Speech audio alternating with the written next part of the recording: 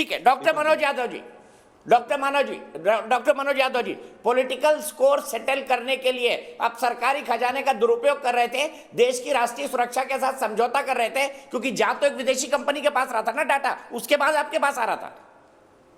अच्छा दीपक जी, क्या है कि जब 30 से ज्यादा बिल लंबित है और 30 बिलों पर चर्चा होनी बाकी है, उस समय भी इस तरह का विवाद पैदा करने का बहुत बड़ा प्रोपेगेंडा है। जब एमनेस्टी इंटरनेशनल ने न्यू टर्न कर लिया है कि मैंने ऐसा कोई डाटा नहीं दिया है, जब एनएसओ ने कह दिया है कि मेरा कोई इससे कोई लेना देना नहीं है, जब इस तरह की बातें निकल करके आ रही है, फिर ये ड्रामा क्यों चल रहा है? देखिए ऐसा है दीपक जी, उल्टा चोर कोतवाल को डांटे, कांग्रेसी जो कल्चर है, कांग्रेस का जो खानदान है उसका जासूसी कराना उसकी संस्कृति रही है। कांग्रेसी खानदान की जासूसी कराना आपकी संस्कृति रही है। चच्चा नेहरू से लेकर के आपने ज्ञानी जेल सिंह विवेक जी सुन लीजिए ना, उनको फिर आ रहा हूं आपके पास।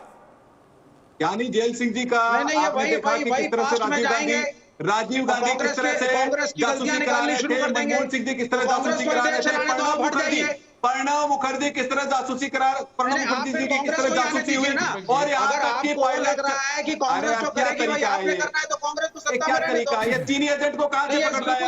ये सबसे बड़े तो यही है, चीन के दलाल यहाँ बैठे हुए हैं। विवेक जी थोड़ा सा सब्र, विवेक जी थोड़ा सा सब्र। चीन के जो एजेंट बैठे हुए हैं उनको क्यों दिक्कत हो रही है? ये जो चीनी एजेंट है इनको क्या समस्या हो रही है? अरे मैं चीन के प्रवक्ता, चीनी एजेंट विवेक जी, आपको क्या तकलीफ हो रही है? सुन लीजिए, अरे सुन लीजिए भाई।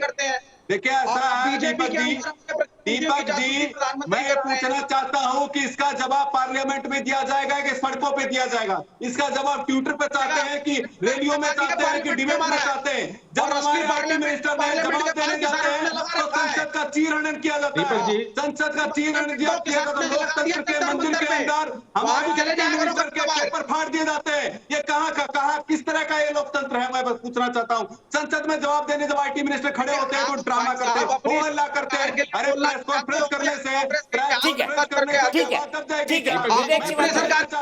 विवेक श्रीवास्तव जी, एक मिनट विवेक श्रीवास्तव जी, के पास में कोई लिंक है तो दीजिए।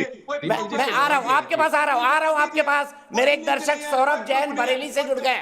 सौरभ मुझे बताइए, क्या आपको लगता है ये जासूसी हुई है?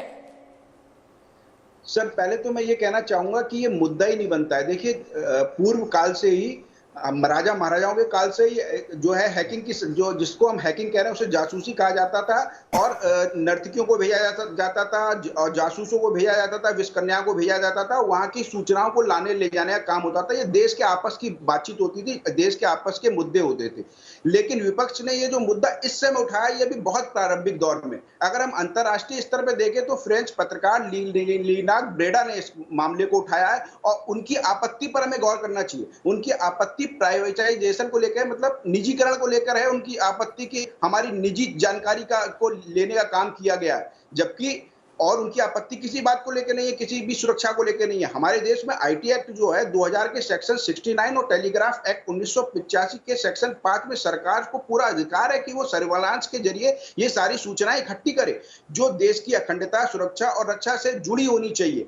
और अगर किसी को कोई दिक्कत है तो वो आईटी की सेक्शन 43 और सेक्शन 66 के तहत शिकायत कर सकता है। लेकिन सर मेरा यह कहना है कि अभी भारत में जो 38 पत्रकारों के 3 प्रमुख वाजिब बात सौरभ, बस मेरे पास आपके लिए वक्त इतना ही है।